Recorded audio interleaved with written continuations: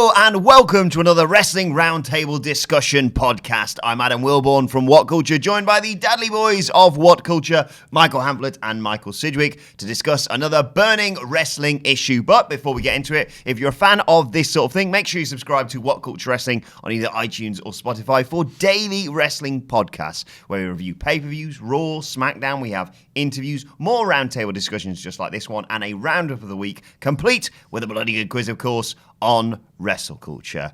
But gents, we recently found out that the Superstar Shake-Up is going to be taking place the week after WrestleMania. So not the Raw and Smackdown after WrestleMania, but the one after that. And it is a point of contention for a lot of wrestling fans because it's a chance to sort of wipe the slate clean and give some performers perhaps another chance on another brand. So with that in mind, which wrestlers do you think need to move brands on the Superstar Shake-Up? And I'm going to allow you one NXT call-up each. Okay. Before we begin, I think personnel to an extent can help, but one of the reasons why I approach this, as I approach most things in terms of WWE with complete and utter nihilism, is because on some level it doesn't matter. And I say that because Raw, the identity of that program needs to change completely. Mm-hmm. It's pitched at the minute as WWE's entertainment show, and Smackdown in its second life is kind of like the work rate show where they just kind of like warehouse the guys who can wrestle, all that boring stuff. But the approach that they do to Raw, this whole entertainment thing, this big broad mess, it needs to change completely. If you look at that roster now, there are so few people to care about because they're framed as stars who just get normalized within 3 hours. So you've got your big bad Braun Strowman, you've got your next face of the company apparently in Drew McIntyre, but because in order to service this model he has to eat lots of defeats, it just doesn't resonate. There's so much broad comedic stuff. I mean, look at the call-ups. EC3 looks bound for Raw and he's just much of a muchness, like a guy with a big body who can't really go, whereas on SmackDown you've got guys with smaller bodies who can go, and they just need to mix it up and give up on the idea of Raw as this big sports entertainment vehicle, because sports entertainment sucks. And it's going to be interesting as well. I mean, we don't have to necessarily get into it that much here, but in the weeks and months following this Superstar Shake-Up, obviously the focus will almost turn to SmackDown because they're the ones who really have to do the bigger numbers in terms of justifying their TV contracts. There's a lot of discussion about some of the bigger stars perhaps being transferred over to SmackDown to make it the A show. I'm really curious about how that's going to go down. You know, I think that was very much the story of last year's Superstar Shake-Up draft that maybe we didn't see coming. Maybe WWE were in front of that. That was around the time that they were looking to get the deal, and they front-loaded SmackDown. We were all quite shocked at seeing how well it had done in comparison to Raw. Raw all of a sudden looked a bit like a barren wasteland, a barren wasteland full of like giants and losers and dorks, and the odd like Drew sort of sprouted out from amongst that, whereas SmackDown just seemed flourishing and blooming with all these exciting talents. They got the deal, and now I'm not so sure if they're going to be that fussed about talent particularly driving the ratings. They want good numbers for Fox, but I feel like they're going to rely on the stories they believe they can tell and try and level the playing field a bit after this WrestleMania. I think the build to WrestleMania is going to be quite telling, but I do feel as though at the moment, Monday Night Raw, outside of the Brock Lesnar-Seth Rollins main event, which by the way isn't for everybody, still feels incredibly short. They've had to draft Becky Lynch, the biggest star from SmackDown, into Raw's main event because there's no real star on her level, you know, to go against Ronda Rousey. So I do feel like they're going to look at this WrestleMania and think this year we need to do more for Raw over the course of the summer because the deal's already got. Whether or not that proves to be a futile move, because as Sidgwick says, sometimes you worry that personnel can't make the difference anymore. It's as if talent can't necessarily fix what is so profoundly broken. Will remain to be seen. So let's start with people who need to make the move from Raw to SmackDown. Michael Sidgwick, why don't you start us off? I think, in keeping with what I've said, and I'm going to ruin Raw even more, Finn Balor has to go to SmackDown, in my personal opinion, because under the model of what Raw is now, which is essentially Vince's primary playground, where his big guys get to star in these big, broad segments, Finn Balor, being antithetical to that kind of like model, just gets chinlock after headlock after boring rest hold applied to him by the likes of Baron Corbin and Bobby Lashley. He's basically just a broken toy to get played around with on that brand, whereas on SmackDown, which at present isn't considered the flagship, he can flourish and do actual wrestling matches against more flattering, compatible opponents, like the likes of, like imagine Finn Balor versus Andrade Andrade. I was going to say Cien Almas. That's no longer his name, of course. That match would be fire. Finn Balor versus Daniel Bryan would be absolute fire. Finn Balor, like a retread of the Samoa Joe program, could be total fire. And I'd like to see Finn Balor on SmackDown because he flourishes in matches that get the best out of him. He's not that great, a sympathetic babyface. He's more of a dynamic, spectacular babyface. His selling ability isn't on par with someone like Charlotte Flair, for example, or a Daniel Bryan in the babyface role. He doesn't have that inherent sympathy that makes you want to get behind him. He's got a spectacular repertoire that makes you want to get amazed by him. So I think he could flourish on SmackDown. And I don't obviously think that's a hot take either. No, I think I was going to say Finn Balor was going to be my choice as well to move from Raw to SmackDown. Not just because of those reasons, but also because we're looking long-term about title contenders. And I think if you're looking at anyone who you could make the case right now to take the WWE Championship off Daniel Bryan, who's doing such amazing heel work, and I'm not saying this should happen anytime soon. I think you and I both agree that probably Daniel Bryan should keep the championship for almost the entirety of 2019. But if you're looking for someone to do that at a Big Four pay-per-view, who you could build up from when he first arrives post-WrestleMania to SummerSlam, Survivor Series, that sort of thing, Finn Balor would be the guy to do that, and Finn Balor would have the crowd support, whereas a lot of people, if you just tried to build them as a babyface against Daniel Bryan,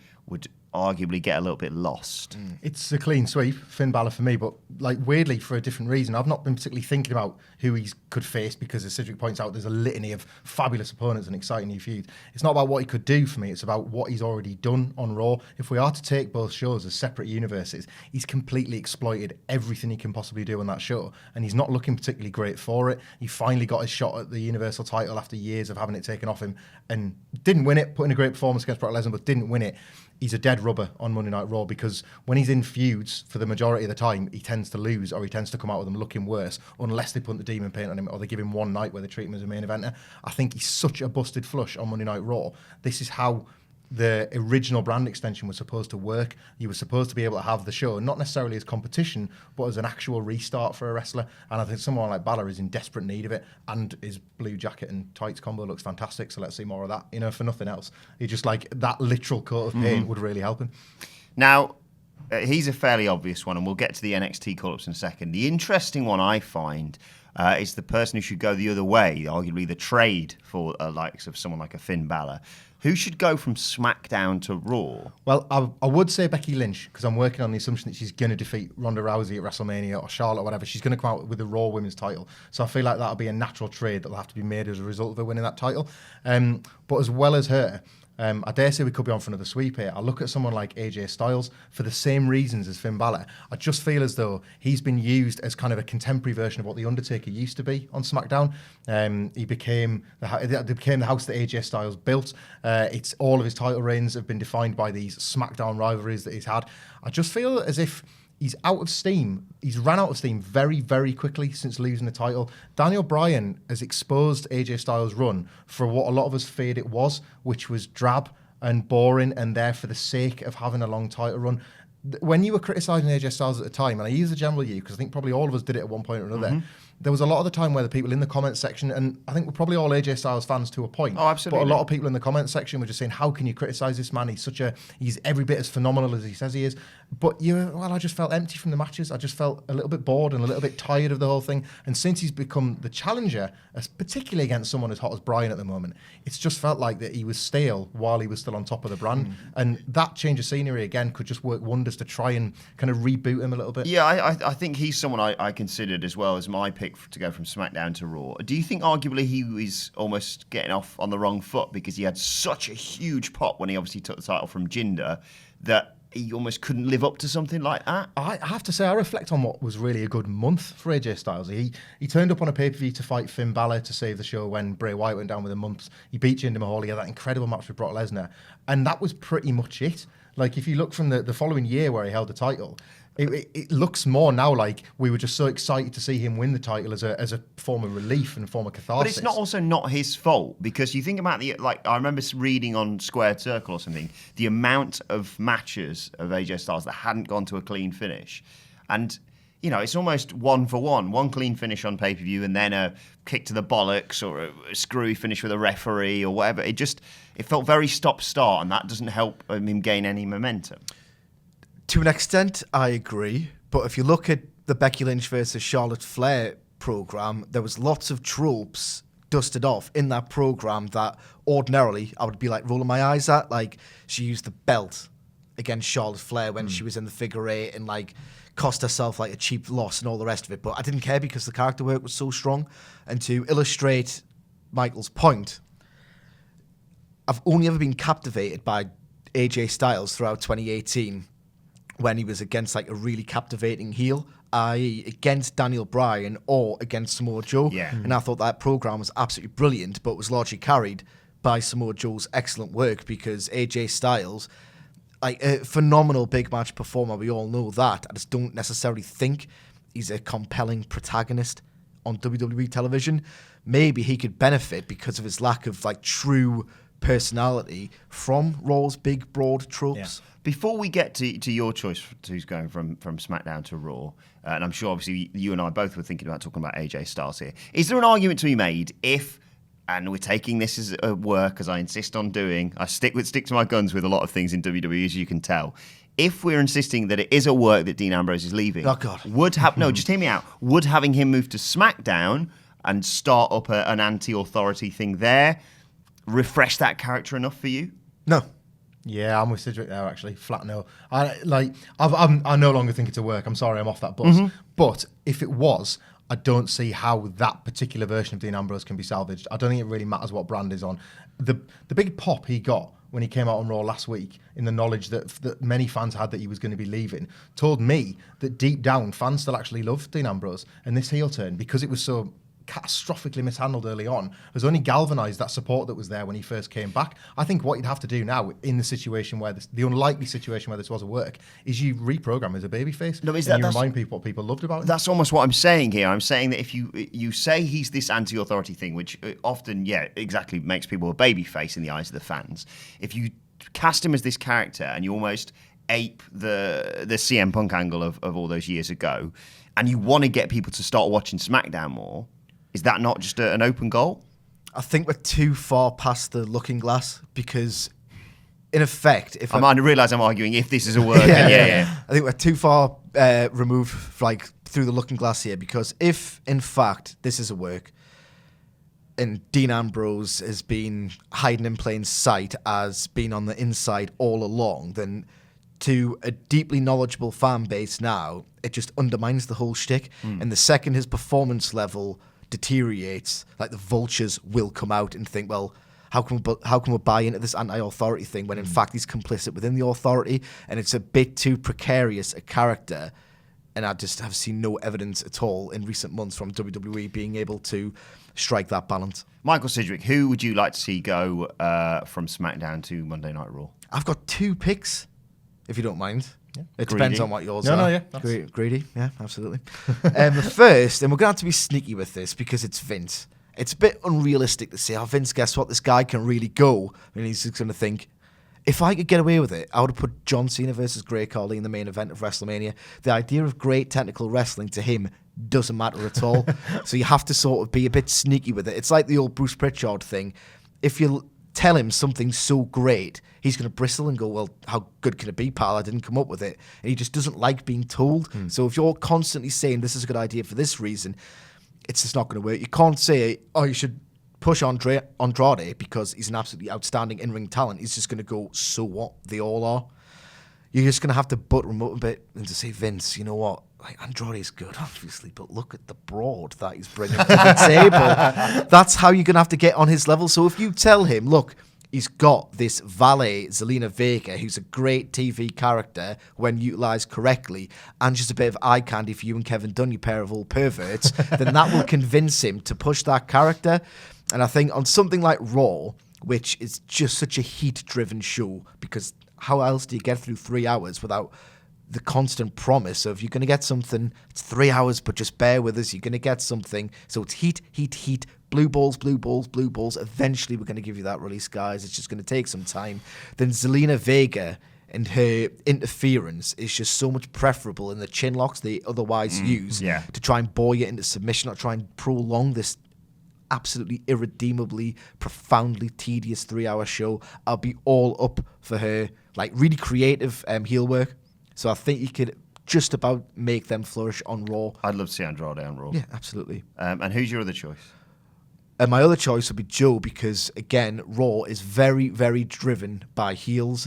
Baron Corbin, like so much of it. Alexa Bliss, they almost like across gender fulfill the same role of a like primary character that exists to annoy people, often with very little catharsis. You feel oppressed as a fan by them characters. Yeah, as well, absolutely. Raw feels an oppressive experience that you've got to survive yourself, as if you were one of the struggling babyfaces. Yeah, it's just heat. And if they must go through that route, and if we're going to be realistic about this and do it, like I would just get, all right, okay, Johnny Gargano, Ciampa, Velveteen Dream, that would be my role, because why not just make NXT the flagship if we're going to be completely realistic about it? But we have to be realistic about it, and if we're going to have a heel, just get the best one they've got, which isn't Daniel Bryan, because I don't want him anywhere near Raw. Samoa Joe. Now, I figured you two would pick some... with the Finn Balor thing, I figured we'd all be on the same playing field here, and I thought we'd also mention some names like an AJ Styles and like an Andrade, perhaps. So for my pick from SmackDown to Monday Night Raw, and bear with me here, I picked someone who I thought is a little bit Smiling alternative. already, you've won us over. It's a little bit alternative, because my thought process is if they failed on SmackDown or they haven't been seen in the title picture, or they have and they failed, it's difficult to refresh them and make people genuinely believe, hey, this guy could actually win a major title. So what I've done, rather than select someone like nervous. like a Samoa Joe or like an AJ Styles, Like a Cesaro. is pick someone who has been overlooked for a long time and is something that we've been actually genuinely looking for, and I think people would get behind. So I have gone... The bloody Iconics. No, for once I'm being legitimately serious on this podcast, with Big E. Big E as a transfer over. So you're not breaking up the New Day. He's not splitting from them. He's just separate from them now. They can support him. They stay. Kofi and Xavier stay on SmackDown, and they can either continue their push for tag team titles, or for, in my opinion, Kofi Kingston should be having another singles push now. But you want to give Big E that push, which they will give them, and you want it to be pushed properly, which Vince would give Big E. You put him on Raw. And if you still have a heel champion like a Brock Lesnar, which we've all discussed could quite easily happen, that Vince turns around on the day of WrestleMania, looks at Seth Rollins and goes, nah, we're going to sign Brock for a bit longer. Just imagine building Big E up slowly but surely for like a big SummerSlam match against Brock Lesnar and crowning Big E your new Universal Champion. It's out there, I'll admit it, but it was just something a little bit alternative that I think sometimes when we look at people jumping across rosters is arguably a little bit overlooked. They've not split tag teams up like this in such a way, other than when they want to banter off Chad Gable in his latest friendship. They don't really tear tag teams apart with the draft anymore either as well. So I think there's something in that, because it's been a long time since it hasn't always worked, to be fair, but they haven't gone down that route in quite a long time. There was a period where I think the Hardys, the Acolytes and the Dudleys all went in the same draft. Yes. And that was such an overreach. That was such a WWE way of doing things. But It's like when you hit print 3 times. yeah. Oh no, they're all broken. But doing one at a time, especially in Act Like the New Day, and like you say, they can stay together in some form. They can almost like kind of cross-representing across both brands. I don't think that's the worst idea, because the idea of bringing them together on the Joel Brown pay-per-views is particularly exciting. It adds a bit of spark back to what is occasionally a bit of a tired act. So I'm not against that at all. I'm with you, Wilbourn. This is a landmark day in the history of this podcast. This might speak to my personal disenfranchisement more than anything else. However, I had a similar thing with Drew McIntyre last year. Like, I really like him, but don't love him. Don't get that emotional connection like I do with someone like a Daniel Bryan or Hiroshi Tanahashi. Sorry, comment section. But to a degree, because I'm numb to it, and I've been conditioned for years to just think, you know what, your guy doesn't matter. Doesn't matter who you like. It's what Vince likes. So increasingly, to try and get something out of the product, I will gravitate towards people like Braun Strowman and Drew McIntyre, who you know for a fact that Vince will probably look at and think, I can make a star out of you and I can do something committed. Like, worth my time watching Raw instead of the disposable trash that it often is. And I think in Big E, I could actually believe that Vince McMahon would want to position him effectively and consistently, and I really enjoy watching him because he's just a fun, vibrant performer who puts a smile on my face, and I do think that he could excel in that role and they could theoretically like strap the rocket to him, and from a position of pure bargaining, like, yep, I can actually believe this is going to happen and not get burned, I think it could work. He's also a bit of like a classic babyface in terms of the fans just like him for who he is. And I'm not saying you take him to Raw and you turn him heel, or you take him and now he's a badass. But someone does something to piss him off. He's a big guy. He can handle himself. Yeah. I like the idea of him getting to be both. I think that's really cool about him still having the New Day music and the entrance, and them acknowledging that the New Day is still a thing and that wrestlers can sort of be friends and coexist across the brands. I really like that idea, but being able to just turn that sort of, like you say, maybe a little bit of intensity that he doesn't need to show in the tag division, getting to do that as a singles wrestler again, 5 years on from his first singles push? Yeah. I think that'd be fascinating to watch. Michael Sidgwick, let's move on to NXT call-ups. Oh, God. There's a wide range of people to choose from, and there's an argument to be made for almost everyone on NXT to be called up. Yes, absolutely. I was going to push for Eric Bugenhagen before I was told I wasn't allowed to. I never said. Who told you that? Who told you I that? know, but higher ups, so can't. we've got to build him up a little bit more. WhatCulture's a favourite wrestler at the moment, Eric Bugenhagen. So instead of Eric Bugenhagen, instead of the Bugs Cruise, who else would you like to see move from NXT to the main roster? Which is a loaded question because theoretically, as you say, I would love to see that NXT roster do arena-sized shows every single week under the auspices of Triple H, obviously, to maximise how good they can be because they're big time. And to a degree, I don't want to see taped episodes of NXT on Full Sail because no matter how good they are, there's never that buzz like there is on Raw for some reason, purely by virtue of the fact that it's live. So yes, there is an argument to be made that you could just transfer them all to the main roster and have a much better main roster program. There's a scary component to this question because, again, and this is not just latent cynicism, like years now, like actual years, if you think Tyler Breeze was 2015, we are heading to 4 years of utter malaise at best and destruction at worst.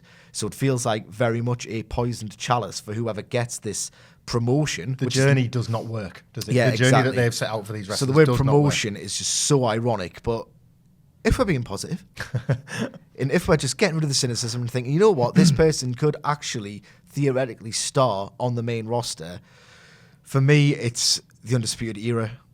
And it's so cynical and it's so reductive, but Adam Cole looks a bit like a man that Vince McMahon infamously fancied the arse off in the mid-90s.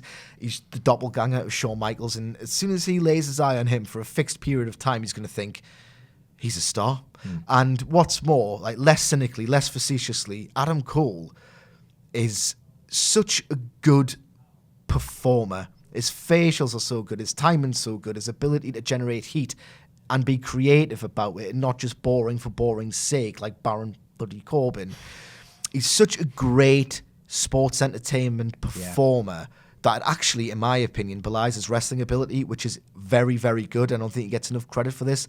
Adam Cole is an actual star, and more to the point, I think he's a star with a specific set of skills, not that quoting Liam Neeson's the smartest thing to do right now.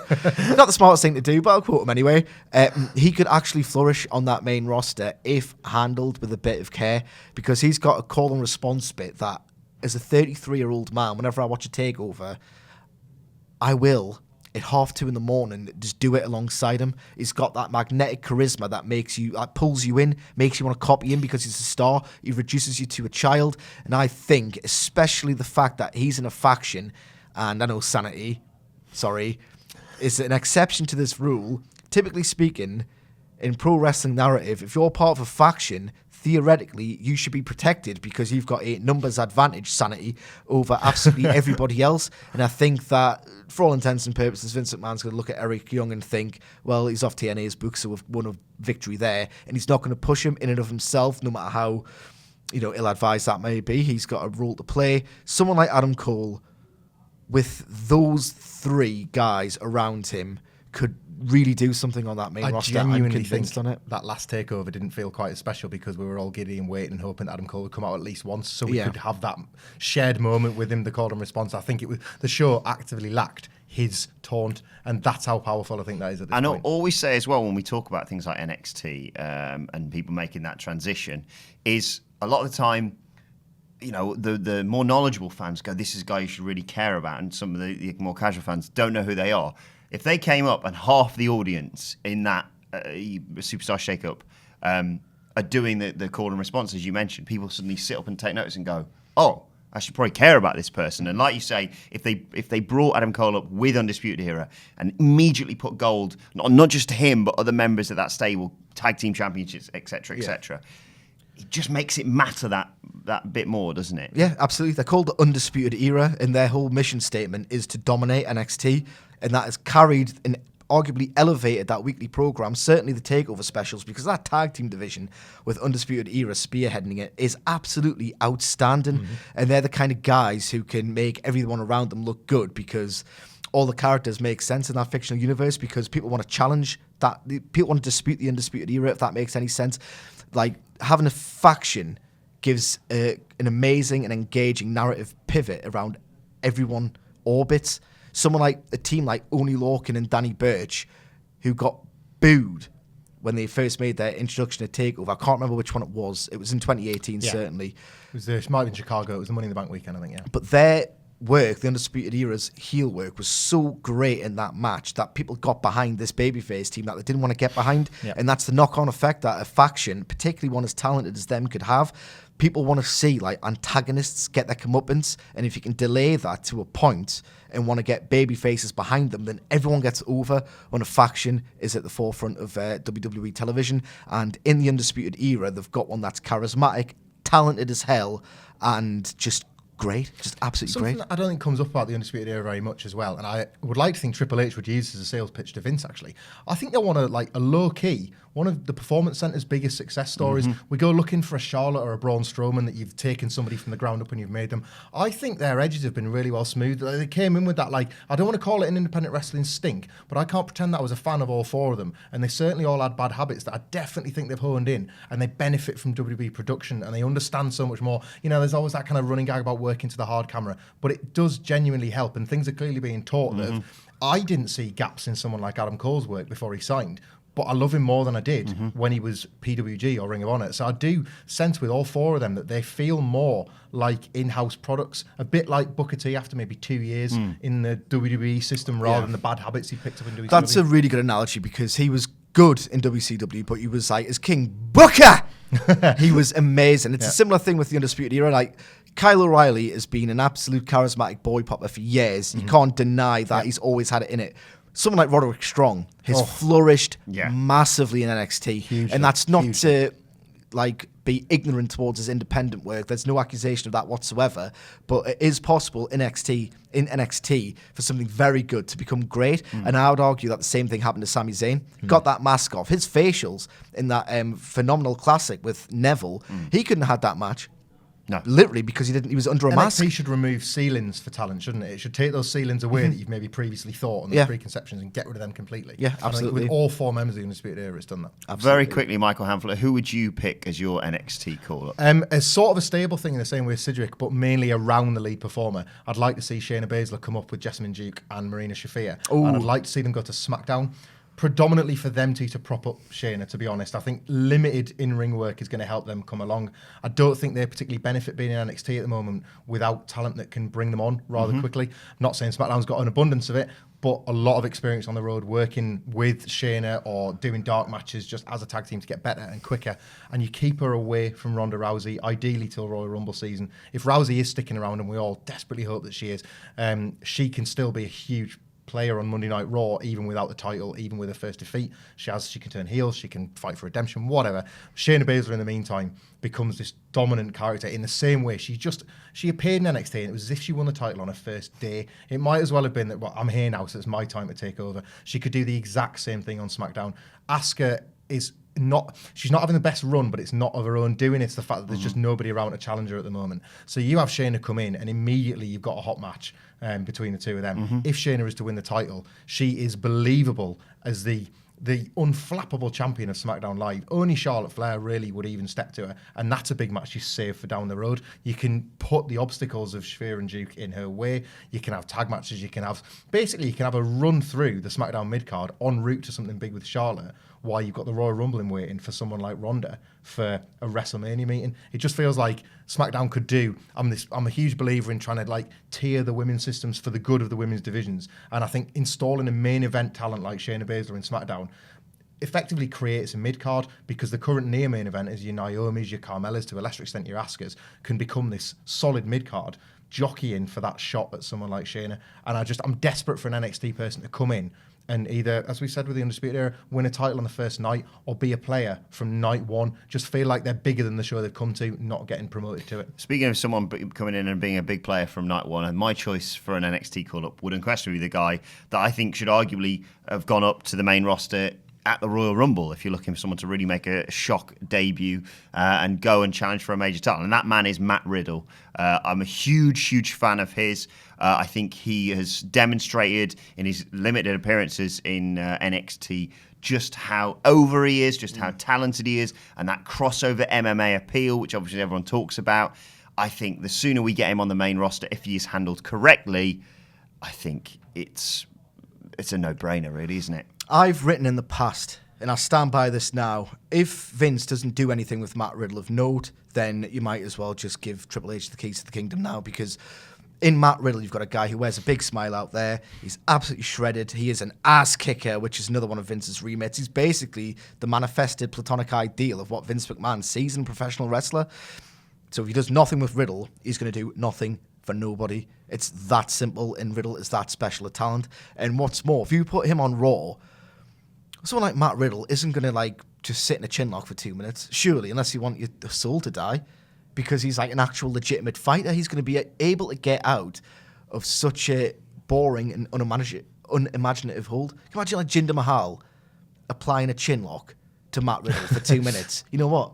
I can all too readily imagine that. So the Monday Night Raw feels like it could do with the Matt Riddle match every week, doesn't it? It feels like every week, if you knew you were going to get 10 minutes now, where you were going to get that brilliant entrance and that brilliant promo, that let's say you just call somebody out every week and he beats them within sort of 2 or 3 minutes, that would be such a breath of fresh air every week to have that to look forward to, until he's programmed with somebody, somebody stronger than Jinder, somebody where you feel like Drew McIntyre, let's say, somebody that actually brings him a challenge. It's tantalising to think what they could do with him in short bursts. He can sell Crocs, he can sell caps, he can do everything. Like, he's marketable, he's funny, he's stupidly talented, he's charismatic, he's credible, he's absolutely everything that Vince McMahon would want in a pro wrestler. So yes, I'm firmly on board with that choice. And I think it'd be a nice litmus test, because if there's any shareholders with even a vague knowledge of pro wrestling and they watch Matt Riddle fail on that main roster, surely they would just withdraw all their money and think, well, we've got the TV money now, but in 5 years this investment is going to flatten out.